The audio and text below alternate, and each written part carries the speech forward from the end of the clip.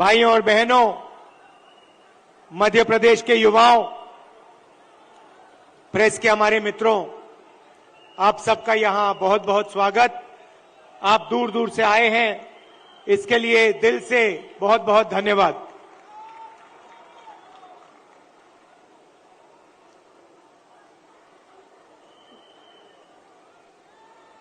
विचारधारा की लड़ाई है।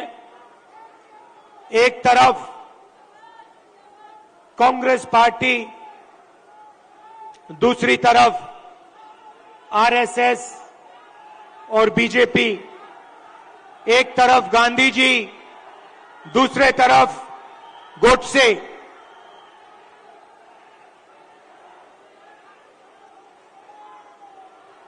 ये भैया इनको दिखाई नहीं दे रहा है। भैया प्रेस वाले थोड़े नीचे हो जाएं तो लोगों को दिखे।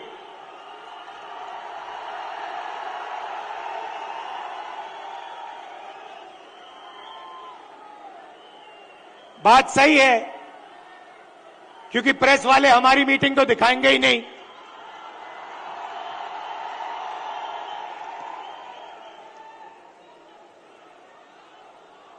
तो एक तरफ गांधी जी, दूसरी तरफ गोडसे। एक तरफ नफरत और हिंसा, अहंकार, और दूसरी तरफ मोहब्बत, आदर, भाईचारा। अब देखिए, जहां भी ये जाते हैं नफरत फैलाते हैं, गुस्सा पैदा करते हैं। अब हुआ क्या? अब मध्य प्रदेश में, मध्य प्रदेश का युवा, मध्य प्रदेश का किसान इनसे नफरत करने लग गया है। जो उन्होंने जनता के साथ किया, अब जनता उनके साथ कर रही है। और इसीलिए हमने ये 7 यात्राएं, जन आक्रोश यात्राएं मध्य प्रदेश में निकाली हैं। इससे पहले भारत जोड़ो यात्रा में कन्याकुमारी से हम कश्मीर तक चले और मध्य प्रदेश से पैदल निकले। कमलनाथ जी, कितने किलोमीटर चले थे हम यहां? नहीं, मध्य प्रदेश में टोटल कितने चले थे? नहीं, यात्रा कितने किलोमीटर चली थी? लगभग 180 किलोमीटर। हाँ, ये देखिए, 370 किलोमीटर हमारी यात्रा मध्य प्रदेश में चली थी। किसानों से मिले, युवाओं से मिले, माताएं बहनों से मिले। मुझे सिर्फ 2-3 बातें कही। सबसे पहले, मध्य प्रदेश हिंदुस्तान में भ्रष्टाचार का सेंटर है, एपी सेंटर है। और जितना भ्रष्टाचार बीजेपी के लोगों ने मध्य प्रदेश में किया है, पूरे देश में ये नहीं किया है। बच्चों के फंड्स, मिड डे मील के फंड्स, स्कूल यूनिफॉर्म के फंड्स चोरी किए। महाकाल कॉरिडोर में बीजेपी ने पैसा चोरी किया। व्यापम स्कैम को आप सब जानते हो। 1 करोड़ युवाओं को इन्होंने नुकसान पहुंचाया। एमबीबीएस की सीट्स बेची जाती हैं और पेपर लीक किए जाते हैं। यह इनका राज है। दूसरी बात, किसानों ने अपनी बात बताई। किसानों ने कहा, और यहां आप सोयाबीन उगाते हो, आप इसको सबसे अच्छी तरह समझोगे कि हमें मध्य प्रदेश की सरकार सही दाम नहीं देती है। अब आप जाइए, छत्तीसगढ़ में जाइए, पास जाइए, दूर नहीं है, छत्तीसगढ़ जाइए और छत्तीसगढ़ के किसी भी किसान से आप पूछिए, छत्तीसगढ़ में धान के लिए किसानों को कितना पैसा मिलता है, कांग्रेस की सरकार कितना पैसा देती है। हमने वायदा किया था 2,500 रुपए धान के लिए दिए जाएंगे, और छत्तीसगढ़ में जो हमने वायदा किया वो हमने वायदा पूरा करके दिखा दिया। मध्य प्रदेश में कर्जा माफी का वायदा किया, छत्तीसगढ़ में किया, राजस्थान में किया, कर्नाटक में किया, हर स्टेट में हमने कर्जा माफी की थी। यहां पे कमलनाथ जी कर्जा माफ करवा रहे थे और यहां आपको धोखा देके आपकी सरकार को बीजेपी वालों ने चोरी की। सही बात है।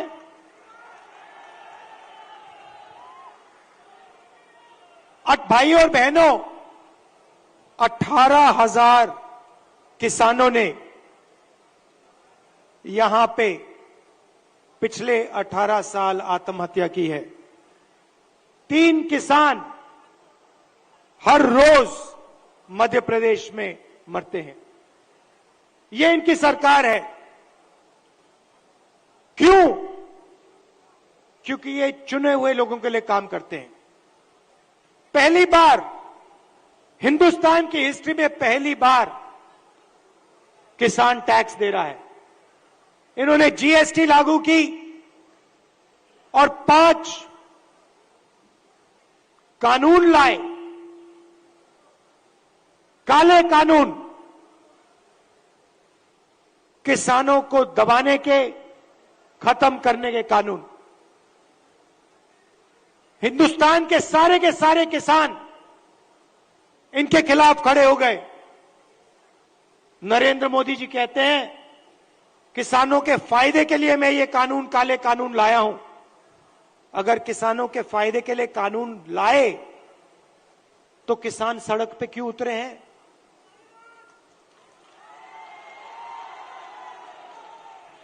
नरेंद्र मोदी जी कहना चाहते थे कि किसानों को कोई समझ नहीं है, किसान अपने हित को नहीं जानते।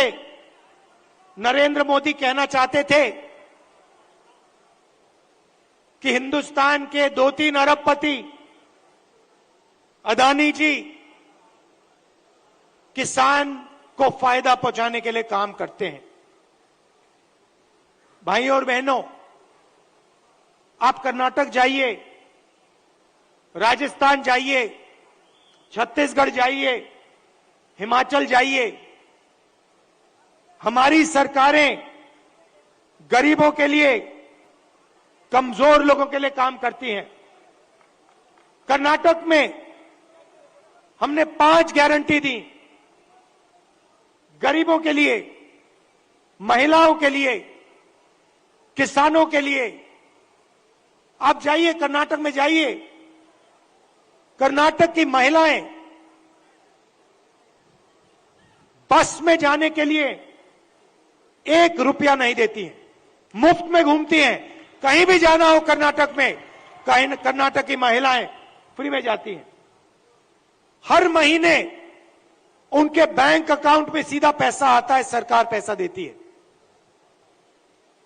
छत्तीसगढ़ में जाइए, किसानों का कर्जा माफ किया, किसानों को सही दाम दिलवाते हैं। राजस्थान में जाइए, स्वास्थ्य के बारे में पूछिए, मुफ्त में वहां पे दवाई मिलती है। 15 लाख रुपए का वहां पे फ्री में इलाज होता है। हार्ट सर्जरी करवानी हो, बड़ी से बड़ी सर्जरी करवानी हो, राजस्थान में जाइए, पता लगाइए, राजस्थान की जनता को वहां पे फ्री में सर्जरी मिलती है। सरकार जनता के लिए चलनी चाहिए। सरकार किसी संगठन के लिए या एक दो बड़े उद्योगपतियों के लिए नहीं चलनी चाहिए। और ऐसी ही सरकार हम यहां मध्य प्रदेश में चलाना चाहते हैं। और कमलनाथ जी का काम आपने देखा है, काम करना जानते हैं, और जो उन्होंने काम शुरू किया था वो काम वो मध्य प्रदेश में पूरा करने जा रहे हैं। मैं आपसे आखिरी बात कहना चाहता हूं। पार्लियामेंट में मैंने अदानी जी की बात उठाई, भाषण दिया। जैसे ही मैंने अपना पार्लियामेंट में अदानी जी का भाषण दिया, वैसे ही बीजेपी ने मेरी लोकसभा की जो सदस्यता है उसे रद्द कर दी, खत्म कर दी। आप सोचिए, अदानी जी की रक्षा करने के लिए एकदम मेरी लोकसभा की जो सदस्यता थी उसको कैंसिल कर दिया। मुझे कोई फर्क नहीं पड़ता, करिए जितना करना है, मैं सच्चाई बोलता हूं। और देश के सामने एक सच्चाई अदानी जी हैं। पोर्ट्स देख लीजिए, एयरपोर्ट्स देख लीजिए, इंफ्रास्ट्रक्चर देख लीजिए, धान के साइलोज देख लीजिए, हर जगह आपको अदानी जी दिखाई देंगे। अदानी जी किसानों के जेब में से हर रोज जेब में से आपका पैसा लिया जाता है। इंफ्रास्ट्रक्चर में, डीजल में, पेट्रोल में, फर्टिलाइजर में आपके जेब में से पैसा निकलता है और सीधा इन दो उद्योगपतियों के जेब में जाता है। मैंने मीडिया की बात की, मैंने मजाक में कहा कि मीडिया वाले हमारी मीटिंग तो दिखाएंगे नहीं। मोदी जी का चेहरा 24 घंटा दिखेगा, शिवराज जी का चेहरा 24 घंटा दिखेगा। क्यों? क्योंकि इनका रिमोट कंट्रोल अदानी जी के हाथ में है। देखिए, ये मुस्कुरा रहे हैं, प्रेस वाले मुस्कुरा रहे हैं, इनकी बेचारी की गलती नहीं है, ये रिपोर्टर है, इनकी गलती नहीं है, ये सच्चाई जानते हैं। रिमोट कंट्रोल पीछे से कंट्रोल दबता है। एक और सच्चाई है, और वो सच्चाई शायद अदानी जी से भी बड़ी सच्चाई है। कुछ दिन पहले बीजेपी ने महिला आरक्षण की बात की।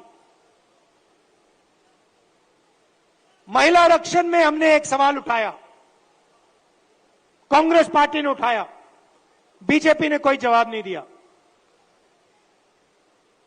हमने दो चीजें कही। हमने पहले कहा, देखिए ये महिला आरक्षण जो आप कर रहे हो ये अच्छा है, इसको करना चाहिए, मगर इसमें आपने दो छोटी सी लाइनें लिख रखी हैं। सबसे पहले इन लाइनों को आप मिटाइए। लाइन क्या थी? एक लाइन थी कि महिला आरक्षण से पहले सर्वे करने की जरूरत है, और दूसरी लाइन, महिला आरक्षण करने से पहले हमें जो डीनोटिफिकेशन होता है उसको करना है। इससे क्या होगा? इससे महिला आरक्षण 10 साल बाद होगा, आज नहीं होगा। तो हमने कहा पहले ये दो लाइनों को आप बदलिए। और उसके बाद हमने और भी गहरी चीज कही और सवाल पूछा कि महिला आरक्षण में ओबीसी आरक्षण क्यों नहीं है।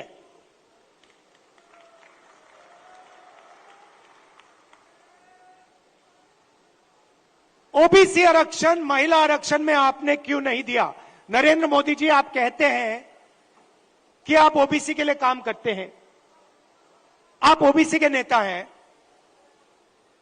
तो आपने महिला आरक्षण के अंदर के बीच में ओबीसी आरक्षण क्यों नहीं किया। अब भाषण से पहले मैंने आंकड़े देखे और मैं हैरान हो गया। भाइयों और बहनों, नरेंद्र मोदी कहते हैं कि बीजेपी में ओबीसी के एमएलए और एमपी हैं। सबसे पहले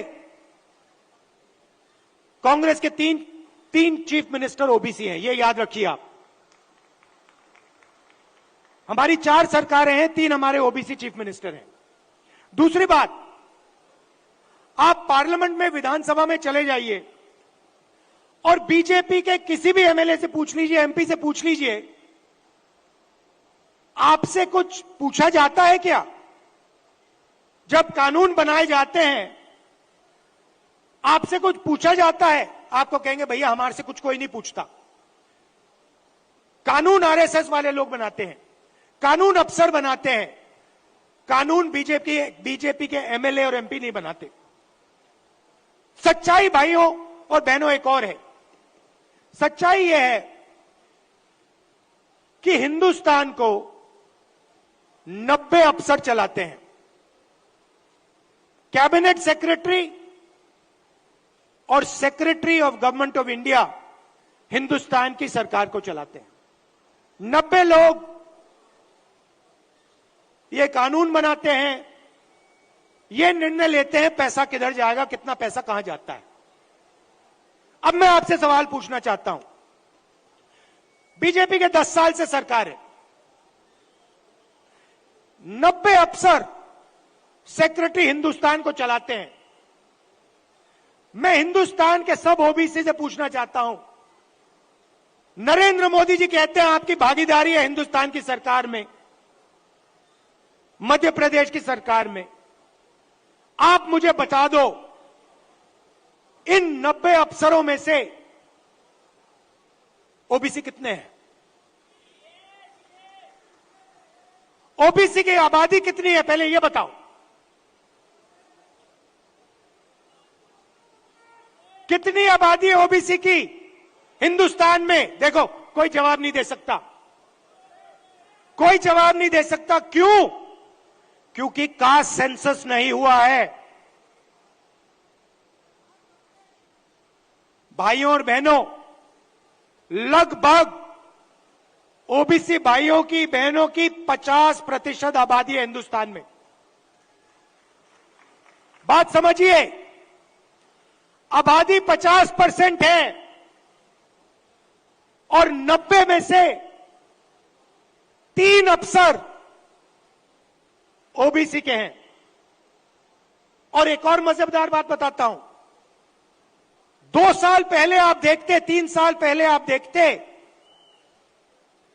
तो हिंदुस्तान की सरकार में, नरेंद्र मोदी जी की सरकार में 90 में से 0 अफसर ओबीसी से थे।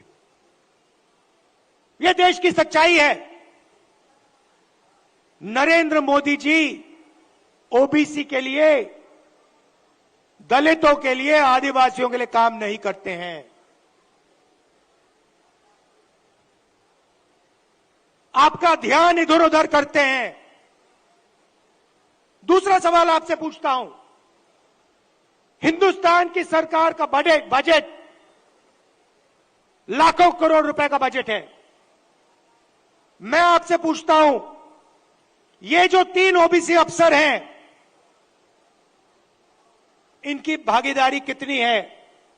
ये बजट पे कितने रुपए पर निर्णय लेते हैं मुझे बता दो। मैं आपको बताता हूं, तकरीबन 45 लाख करोड़ रुपए का बजट है। आप मुझे बताओ, ओबीसी अफसर कितने रुपए पर निर्णय लेते हैं मुझे बता दो। नरेंद्र मोदी जी की ओबीसी की सरकार है, सब शांत, किसी को नहीं मालूम।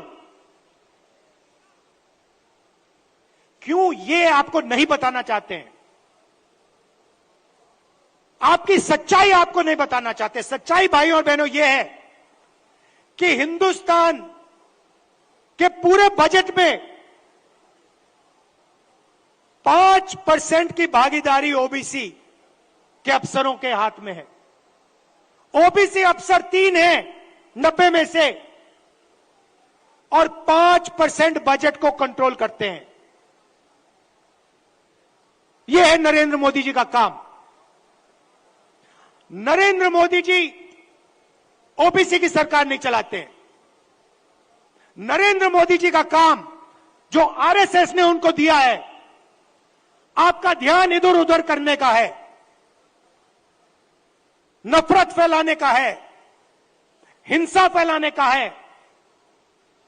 अगर सचमुच में नरेंद्र मोदी जी ओबीसी के लिए काम करते थे तो 90 में से 3 अफसर ओबीसी के कैसे हैं? 3-4 साल पहले एक भी अफसर नहीं था ओबीसी का। हिंदुस्तान को तो ये चलाते हैं। शिक्षा में कितना पैसा जाएगा, स्वास्थ्य में कितना पैसा जाएगा, नरेगा कैसे बनेगा, भोजन का अधिकार कैसे डिजाइन होगा, ये तो ये 90 अफसर निर्णय लेते हैं। भाई और बहनों, ओबीसी की सरकार नहीं है। और देखिए, जैसे ही मैं ये बात कहता हूं, आप नोट करना, आज मैंने यहां खुले में यह बात बोली है, ये सारे के सारे टीवी कैमरा बंद हो जाएंगे।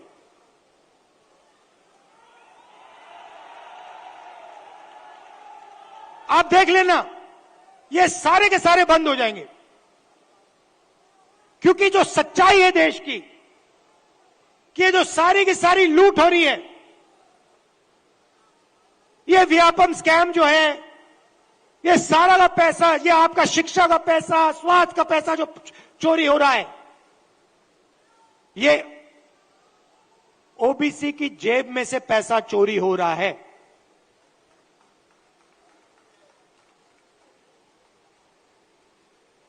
ये मैं आपसे कहना चाहता था, इसको आप मत भूलिए। सबसे जरूरी चीज, जैसे कमलनाथ जी को चोट लगी, आपको चोट लगी सुना है, लगी ना? कमलनाथ जी यात्रा में निकले, रथ के कोने पे खड़े थे,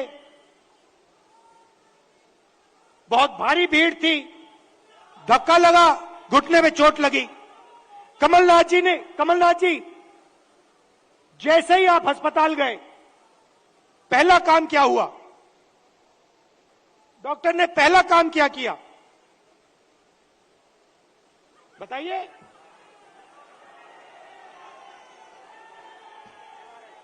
पहला काम डॉक्टर ने एक्सरे लिया, एमआरआई लिया। उसके बाद डॉक्टर ने कहा, हां, घुटने में यह प्रॉब्लम है। अब मैं यही बात कह रहा हूं, सब लोग कहते हैं हिंदुस्तान में ओबीसी है, दलित है, जनरल है, आदिवासी हैं, मगर जब हम सवाल पूछते हैं ओबीसी कितने हैं, जनरल कितने हैं, दलित कितने हैं, आदिवासी कितने हैं, कोई जवाब नहीं दे पाता। देखो, मैं पूछता हूं, भैया ओबीसी कितने हैं हिंदुस्तान में? कोई नहीं दे सकता। तो मैं ये कह रहा हूं कि अब वो समय आ गया है कि हमें हिंदुस्तान का एक्सरे करना है। यह पता लगाना है कि अगर 90 अफसर हिंदुस्तान को चला रहे हैं और उसमें से 5% भागीदारी ओबीसी को मिल रही है, तो क्या ओबीसी की आबादी 5% है क्या? हो ही नहीं सकता। तो अगर उनकी आबादी 5% नहीं है, अगर उनकी आबादी 50% है, तो उनका 5% बजट पे कंट्रोल क्यों है? उनका 50% बजट पे कंट्रोल क्यों नहीं है? अब जब मैं ये सवाल उठाता हूं, बीजेपी के लोग कांपने लग जाते हैं, नरेंद्र मोदी जी भाग जाते हैं, अमित शाह जी कुछ और कहते हैं, हिंदू मुस्लिम कहेंगे, नफरत फैलाने की कोशिश करेंगे। भाई और बहनों, देश के सामने एक ही मुद्दा है, कास्ट सेंसस। ओबीसी कितने हैं और उनकी भागीदारी कितनी होनी चाहिए, यह हिंदुस्तान के सामने सबसे बड़ा सवाल है। और कांग्रेस पार्टी की हिंदुस्तान में सरकार है, पहला काम यह हम करके दिखाएंगे। अब बीजेपी के पास मजे की बात सुनिए, कास्ट सेंसस कांग्रेस पार्टी ने किया, जब हमारी सरकार थी हमने किया। सारे के सारे आंकड़े नरेंद्र मोदी जी के पास हैं। हिंदुस्तान में कौन सी जात की कितनी आबादी है, हिंदुस्तान की सरकार जानती है। हिंदुस्तान में ओबीसी कितने हैं, हिंदुस्तान की सरकार जानती है। नरेंद्र मोदी हिंदुस्तान के ओबीसी को ये बताना नहीं चाहते हैं कि आप कितने हो, क्योंकि वो आपको भागीदारी नहीं देना चाहते हैं, वो आपको सच्ची शक्ति नहीं देना चाहते हैं। वो आपके लोगों को विधानसभा में बैठा देते हैं, मगर फिर उनको बिल्कुल चुप करा देते हैं। हम चाहते हैं कि सबकी भागीदारी हो, किसानों को सही दाम मिले। ये सबका हिंदुस्तान है, 2-3 उद्योगपतियों का नहीं है। इसीलिए हमारा पहला काम कास्ट सेंसस होगा, और जैसे ही हमारी सरकार आएगी हम देश को बता देंगे इस देश में कितने ओबीसी हैं, कौन से कितने जात की आबादी है। ये अगर हमें सचमुच में हिंदुस्तान की जनता को शक्ति देनी है, तो जैसे कमलनाथ जी का एक्सरे हुआ था, एमआरआई हुई थी, वैसे ही हम हिंदुस्तान का एमआरआई, हिंदुस्तान का एक्सरे करा के देंगे। आप सबका दिल से बहुत बहुत धन्यवाद। नमस्कार, जय हिंद। राहुल गांधी,